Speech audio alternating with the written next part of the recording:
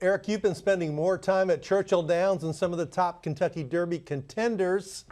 A lot of changes at the track this year, a lot of good horses out there already. What's really caught your attention so far? You know, you try and come up with a theme for every Derby, and this one feels to me like the forgotten Derby because all of the attention is already on next year's Derby because it's number 150 and all of the changes that we're seeing around the track, mainly in the paddock, which is what fans will notice when they first go in. It's just radically different and won't be complete until next year.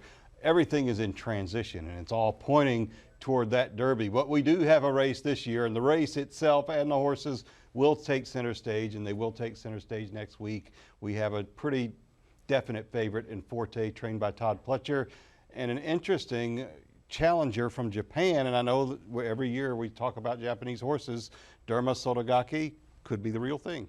I'm very impressed you know how to pronounce that. And yeah, a lot of trainers and horse people that I've talked to have said the Japanese horses have done really well across the world this year, that this could be the year one of them breaks through and wins the race. But I agree with you. The most spectacular thing I saw when you and I were out there on Tuesday afternoon was the new paddock. And no, it's not done.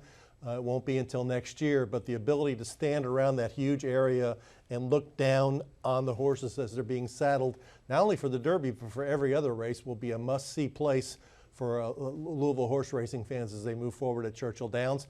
And also the big change in the first turn with that new grandstand that's been built there with plenty of places to bet, get refreshments, eat, and seen and be seen. It's going to be a fun Derby despite all the construction going on out there.